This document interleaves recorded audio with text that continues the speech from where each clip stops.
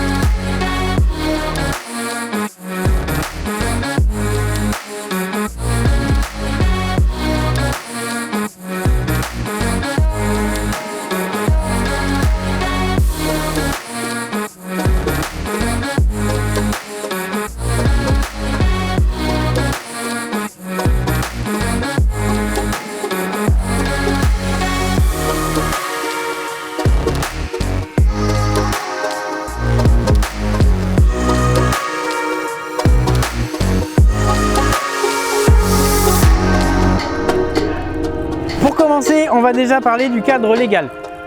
Alors attention, c'est un réchaud à bois. Qui dit réchaud à bois dit feu. Le feu en forêt est interdit, enfin dans la plupart des parcs nationaux, dans les forêts domaniales, etc. Ou dans le parc naturel par exemple de la vallée de Chevreuse, le feu est interdit. Donc ce réchaud sera utilisé dans les endroits qui sont prévus à cet effet.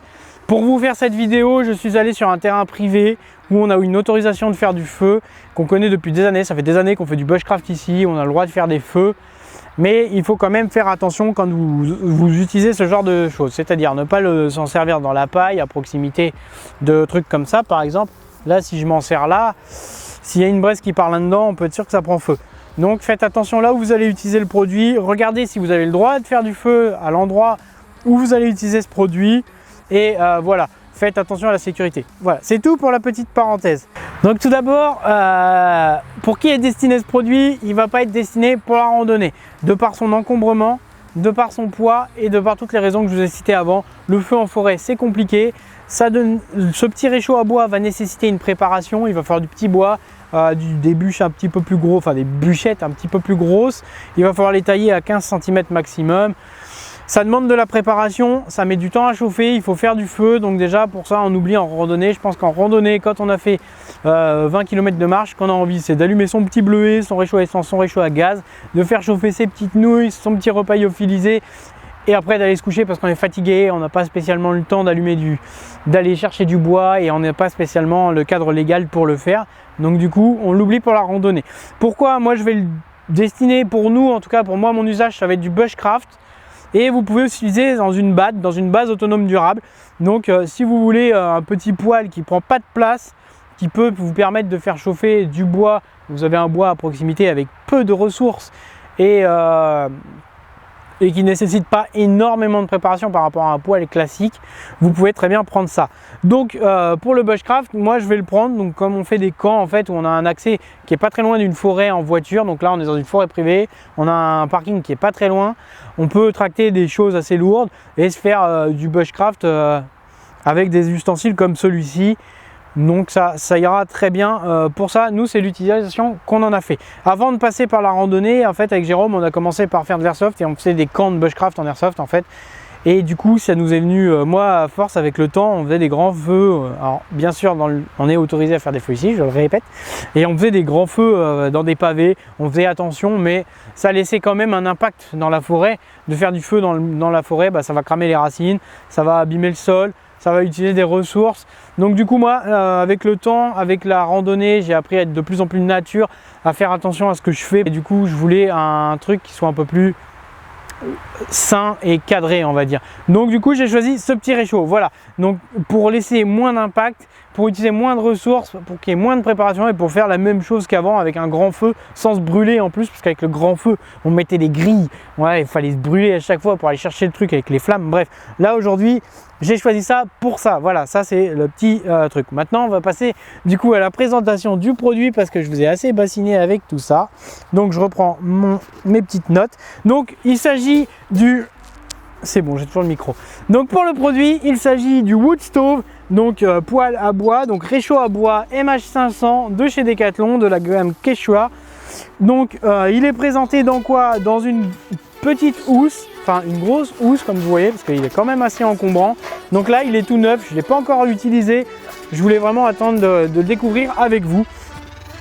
Donc qu'est-ce qu'on y retrouve devant? Les informations, la marque, le nom du réchaud, le petit triangle avec marqué de bien lire les instructions. Ici on voit un petit dessin du Wood Stove, enfin du réchaud à bois avec la petite trappe, et on a les dimensions. Alors les dimensions, elles font 19 cm de large par 24 cm de haut. En termes de poids, vous êtes à 1,5 kg avec la housse. C'est ça, 1,580 kg avec la housse. Le réchaud en lui-même va faire 1,380 kg, la housse 150 g et la main froide, donc le petit accessoire que je vais vous montrer après, fait 50 g. Voilà, donc du coup c'est tout pour les caractéristiques techniques. Si le réchaud est en acier inoxydable et la housse c'est un mélange de polyester. Voilà. Donc qu'est-ce qu'on va retrouver aussi sur la housse? Une belle sangle qui a l'air quand même relativement solide, hein. Moi j'aime bien tester les produits, qui a l'air relativement solide, une fermeture assez épaisse, qui a l'air robuste. Donc là, des petites étiquettes où il y avait l'alarme que j'ai retirée, que je vais couper je pense. Et derrière les instructions d'emploi. Donc bah, rien de compliqué. En 1, préparer du petit bois, ils mettent un allume-feu ou du petit bois. En 2, mettre le petit bois à l'intérieur. En 3, bah, allumer le petit bois, mettre les petites bûchettes de 15 cm max par le dessus pour le démarrage du feu. En 4, mettre sa casserole par dessus. Et en 5, on peut mettre les petites bûchettes par la trappe pendant que le truc chauffe. Pour l'extinction, comme c'est de l'acier inoxydable, on peut l'éteindre avec de l'eau. Et en dessous, on a une petite trappe à cendres, un petit cendrier. Donc vous pouvez retirer les cendres et les cendres blanches, vous pouvez vous en servir pour faire de la lessive ou pour vous laver les dents, ça marche très bien. C'est un peu dégueu, mais ça marche bien. Voilà. En dernier, on a un petit item qui nous dit de ne pas faire les feux là où c'est interdit, de regarder là où c'est autorisé, de faire attention, de se mettre à minimum 5 mètres d'une tente, d'un abri. Oui, parce que pourquoi ils disent ça? Forcément, il y a des petites braises qui volent, ça peut aller sur la tente, percer la tente, faire prendre feu une tente en coton par exemple. De faire attention avec les enfants et de faire attention avec le vent. Voilà, donc ça, c'est du basique, c'est de la logique, mais c'est bien de le rappeler, il y en a qui n'ont pas forcément la même logique. Donc on va tout de suite l'ouvrir. Donc la fermeture s'ouvre complètement. Donc là, il est comme il est arrivé chez Decathlon, c'est-à-dire comme si c'était la première fois qu'on l'ouvrait. Donc ici, dans la housse, on y retrouve la main froide, qu'on appelle ça. Donc il s'agit d'un petit tube en acier où on peut venir souffler dedans pour attiser le feu. On peut venir fermer la trappe, attraper le cendrier comme je vous montrerai après et attraper le réchaud quand il est chaud. À côté, vous avez une autre petite poche avec les précautions d'utilisation et les instructions d'emploi. Voilà. Et à côté, vous pouvez rajouter comme moi par exemple une grosse barre de magnésium, un gros fire steel. Ça rentre, vous avez une petite poche ici qui est faite pour, et la main courante, la main froide qui se glisse dans son petit logement. Alors le gros inconvénient, si vous le tenez dans la main comme moi, ça tombe, mais ça c'est normalement vous l'ouvrez au sol. Donc là on a les instructions pour la main froide. Donc attention, le réchaud est chaud, il ne faut pas le toucher avec les mains quand il y a du truc dedans forcément. Attention, la tige, si vous la laissez sur le feu, elle va chauffer. Et il vous montre les différents endroits où vous pouvez la mettre. Ensuite, on y retrouve quoi? Le poêle à bois en lui-même. Enfin, le réchaud à bois en lui-même et un bout de carton qui finira certainement au feu ou à la poubelle. C'est peut-être mieux parce qu'il y a du scotch dessus. Voilà, la housse est relativement de bonne facture. On sent qu'il y a de la mousse dedans pour protéger des chocs. Et il y a un train qui passe pas loin. Voilà, donc ça c'est tout pour la housse, le produit en lui-même. Donc comment ça se présente? Voilà, donc comme je vous disais, c'est assez gros, c'est assez encombrant et ça pèse quand même assez lourd. Donc ça va déjà restreindre l'usage de randonnée tout de suite. pour le bushcraft, moi ça va être pas mal. Pourquoi j'ai pris celui-là? Parce qu'il se trouvait en milieu de gamme, c'est-à-dire qu'il y en avait à 13 € des pliants, à 18 €, à 20 €, j'en avais des comme ceux-là, mais il n'y avait pas la petite trappe à bois. Après c'était du Petromax, Petromax tout de suite c'est 130 €, 140 €, c'est très cher, c'est en fonte, c'est encore plus lourd, donc du coup c'était hors de question pour moi. Et je suis allé chez Decal, j'ai vu qu'ils avaient sorti celui-là il y a un mois ou deux, et je me suis dit bah pourquoi pas essayer. Et en termes de prix on est à 50 €. Sur l'entretien du matériel, vous pouvez le laver avec de l'eau savonneuse. La seule condition, c'est de le sécher avant de le stocker et de le stocker à l'abri de l'humidité forcément et à l'abri de la chaleur. Voilà, donc comment ça se présente? On a ici tout un tas de grilles de ventilation. En dessous, vous allez retrouver un petit cendrier en forme de petit poêlon. Ça peut être pratique aussi pour faire la raclette. Là on n'y voit pas, mais dans le cendrier il y a des grilles à l'intérieur. Ici il y a un trou, donc là vous devez le voir je pense.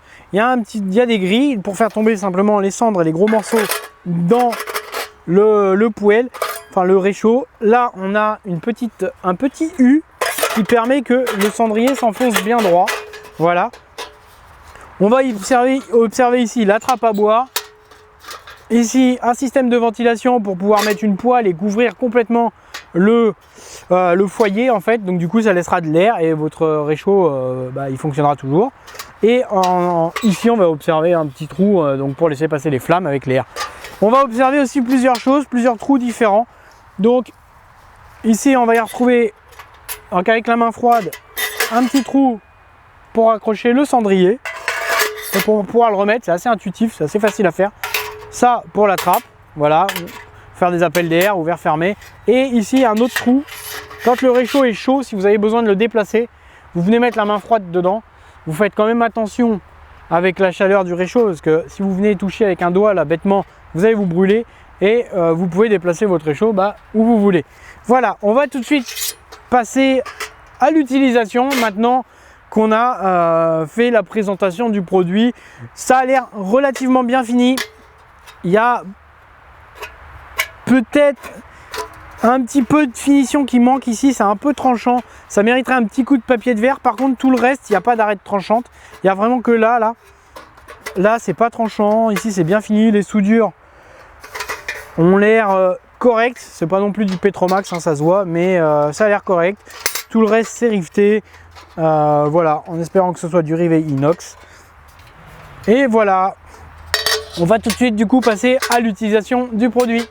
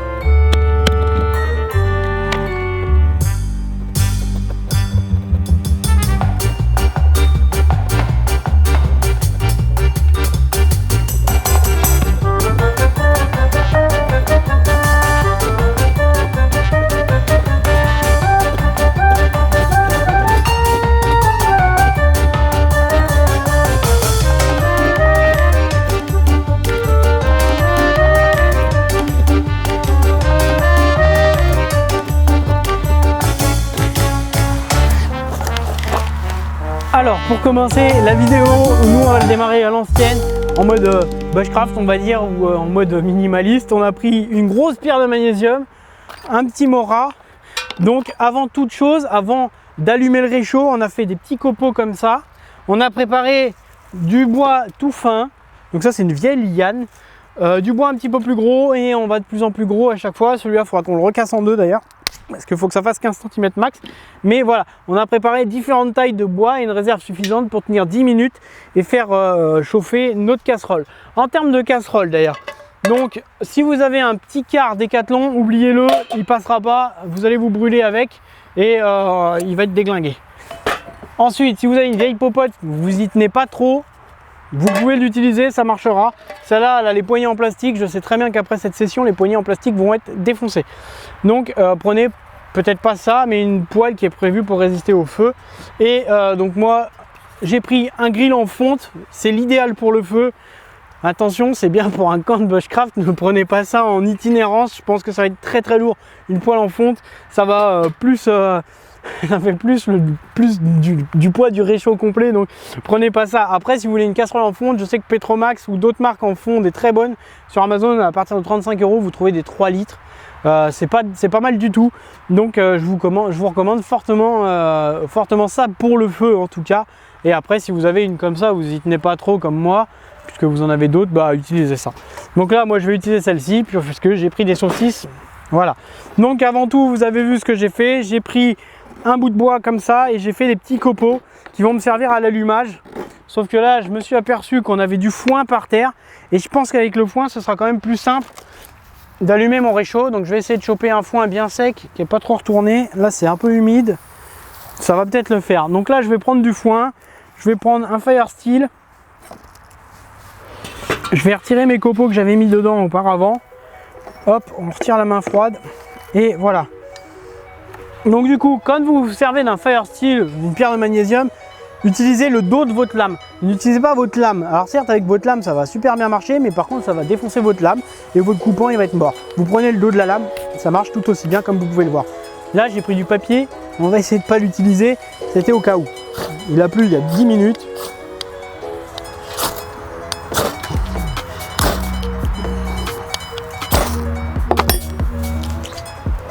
Une soirée dans Koh-Lanta. Ce que vous pouvez faire, c'est gratter un peu comme ça, tout doucement, faire en sorte que la poudre elle tombe dans le truc, et une fois que la poudre est tombée dedans, vous faites un grand coup, ça va tout embraser la poudre et vous avez une petite flamme qui se crée comme là. Voilà, donc je vais mettre ça dans mon réchaud et je pense que je vais y remettre quelques coups de...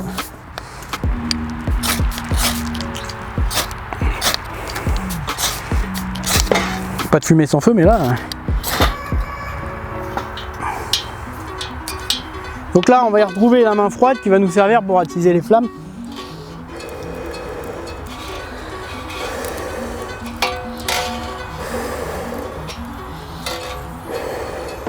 Et là, avant de les attiser, il faudrait qu'il y ait des flammes.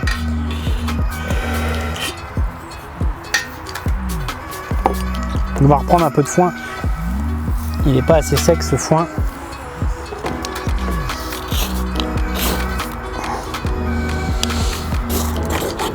Donc là, je vais aller couper mon magnésium un petit peu avec le tranchant du bord de l'extérieur de la lame. Comme vous voyez, le morin là, il a pris cher.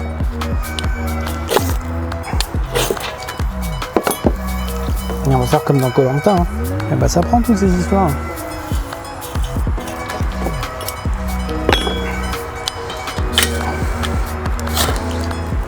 Et voilà, donc là, c'est le moment de mettre les copeaux et le petit bois. Parce que ça va aller très vite. Même peut-être trop vite. Donc là, mes copeaux, qu'est-ce qu'ils vont faire? Ils vont brûler et ils vont activer le petit bois. Donc attention, quand vous passez la main au-dessus, c'est chaud. Il a fumé dans la tronche, comme d'hab. Donc là, je vais fermer pour qu'il y ait moins d'air qui rentre, pour que les flammes prennent bien. Et après, je vais ouvrir d'un coup. Voilà, là, on voit que ça commence à prendre. Donc là, je vais pouvoir commencer à mettre du bois un petit peu plus gros, petit à petit. Donc vous voyez, ça se fait tout seul. Hein. Il n'y a pas besoin de grand chose. Et je peux déjà vous dire que ça chauffe très bien. D'ailleurs, Jérôme, si tu veux, il y a le thermomètre dans le truc, le thermomètre laser. On pourra tout de suite regarder. Là, on va ouvrir. Hop. Pas besoin forcément de la main froide. Vous avez une branche, ça suffit. Il est dans la brouette. Enfin, dans le chariot. J'ai acheté un petit chariot à roulettes. C'est magnifique pour faire les vidéos. Donc là, vous voyez, ils disent 15 cm max. Pourquoi? Puisque sinon le bois va dépasser comme ça et ça va être ingérable. Donc là, avant qu'il brûle, je vais le ressortir. Je vais le casser. Voilà, donc là, on a un bon feu. Merci. On a pris le thermomètre laser pour se donner une idée. Et là, je vais souffler un peu.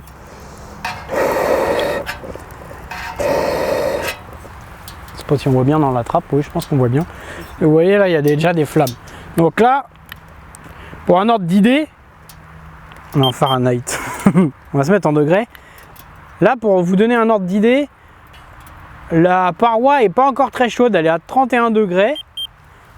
Parce qu'il doit y avoir une espèce de double paroi dedans pour éviter de se brûler. Par contre, si je prends à l'intérieur, tout de suite, là, on est à 350, 360 degrés. Donc ça chauffe quand même relativement vite. Et le bord, là, le bord est à 160 degrés. Donc attention aux doigts.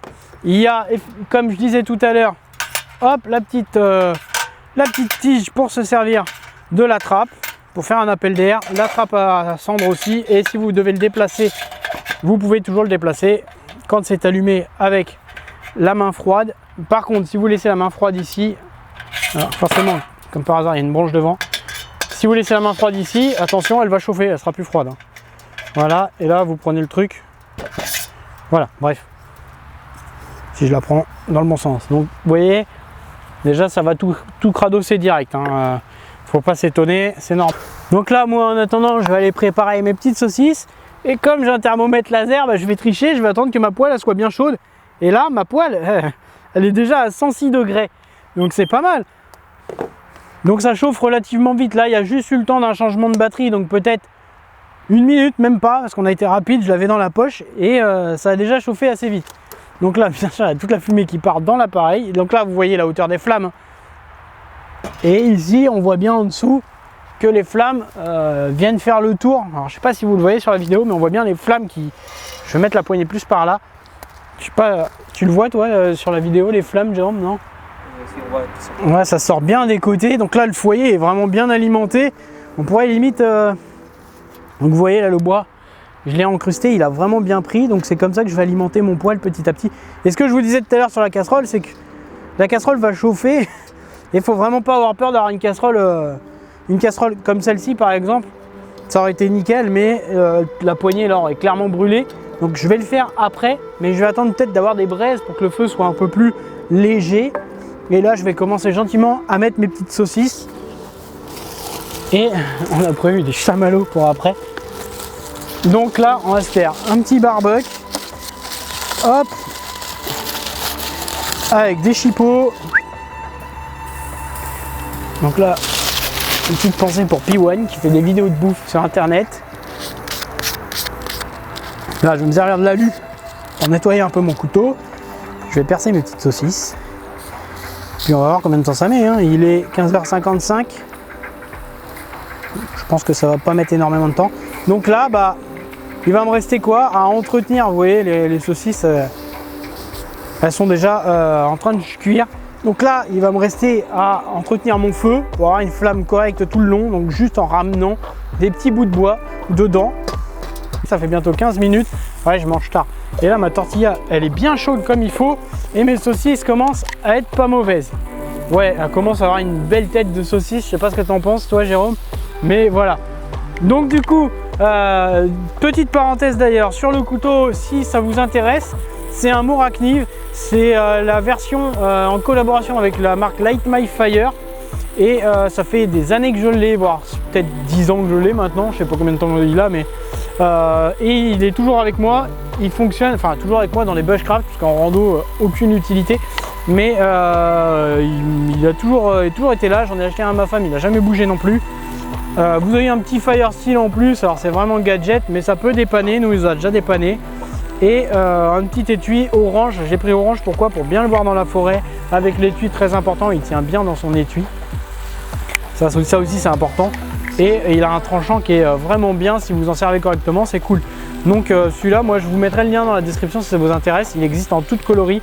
Ma femme, je l'ai acheté en violet ou rose, je sais plus. Et du coup il est vachement bien. Enfin vachement bien, moi je le trouve vraiment bien pour ce que je fais avec.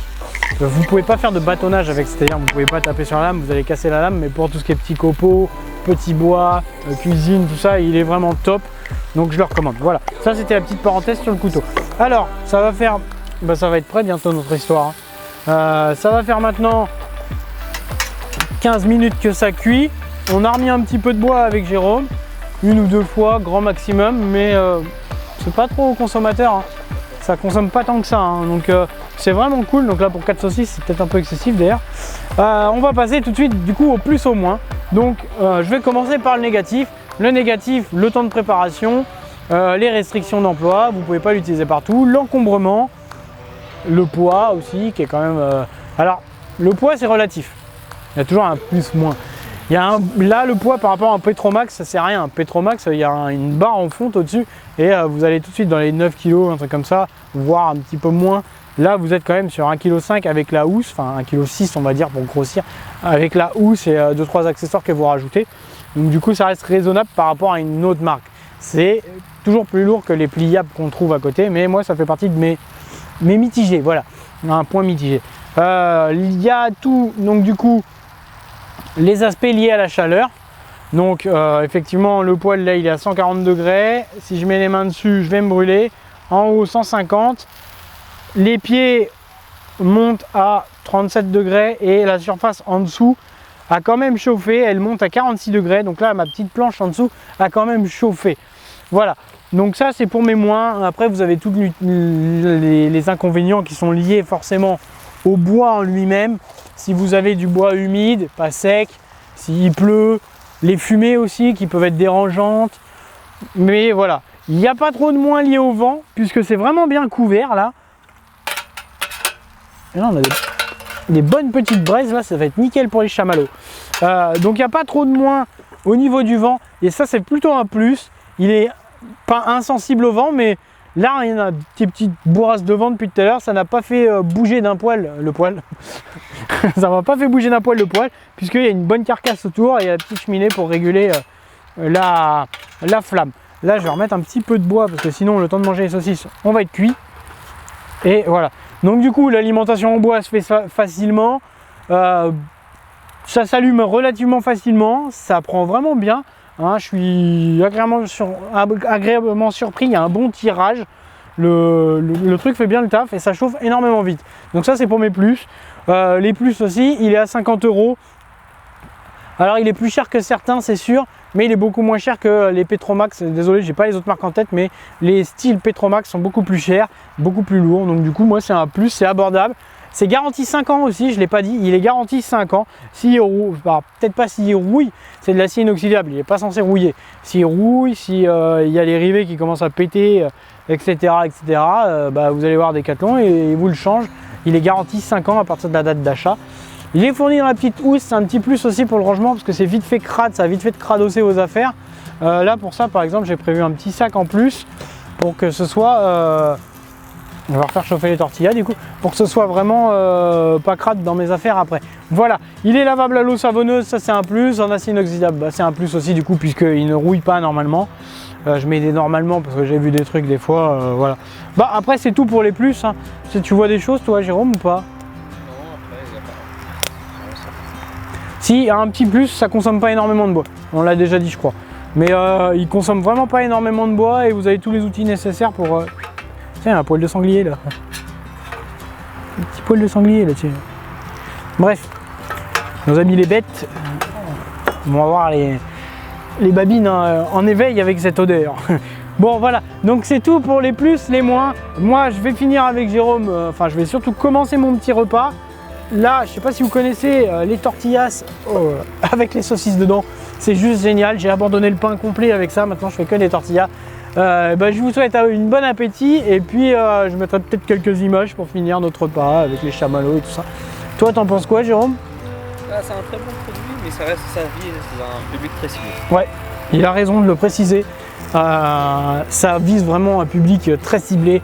Du genre bushcrafter vraiment, ou déjà par les restrictions d'emploi, comme on le disait, ça limite l'usage. Voilà, bon moi j'en suis très content. Je vais vous laisser là-dessus, on va manger avec Jérôme. Et puis Si le produit vous plaît, si vous avez déjà testé les Petromax, je suis curieux d'avoir vos avis. J'ai pas testé moi ces Petromax ou les versions plus petites, les pliantes et tout. N'hésitez pas à le mettre dans les commentaires. N'hésitez pas à me faire part de vos expériences avec ce genre de truc. Et puis voilà, n'hésitez pas non plus à liker, à partager la vidéo et à vous abonner si ce n'est pas fait, si vous voulez en voir plus. Et d'ailleurs, je tenais au passage à vous remercier. On a passé la barre des 500 abonnés en début de semaine dernière, au moment où je parle, donc le 22 août. Donc on a passé la barre des 500 abonnés et je voulais vous remercier. Ça me motive à faire d'autres vidéos et à tester d'autres produits. Donc voilà. On fera peut-être avec Jérôme des vidéos survie bushcraft comme on faisait à l'époque où on se filmera dans nos campagnes, mais il faut encore qu'on traite quelques petits soucis de lumière, etc. Parce que la survie, on part avec rien, mais si c'est pour se rajouter un pack avec 50 lumières derrière, ça va être compliqué, donc on essaiera de vous filmer peut-être ça à la GoPro. Bref, c'est des si et voilà. Bon, la prochaine vidéo sur la chaîne portera sur la tente SwissKing 160, donc c'est une tente de toit. Je vais vous parler donc du coup de mon voyage, de mon petit road trip de cet été, et je vais vous présenter donc une tente qui n'est pas faite pour de la randonnée cette fois-ci puisqu'elle fait 70 kg, elle est faite pour être montée sur une voiture, mais je pense que ça peut en intéresser certains d'entre vous. Donc c'est une tente qui se monte sur des barres de toit sur n'importe quel type de voiture. On expliquera ça dans la prochaine vidéo. D'ici là, je vous souhaite à tous une bonne reprise pour ceux qui étaient en vacances, une bonne continuation pour ceux qui sont toujours au travail, une bonne continuation aussi pour ceux qui sont toujours en vacances, les chanceux. Et puis je vous dis à la prochaine. Allez, ciao!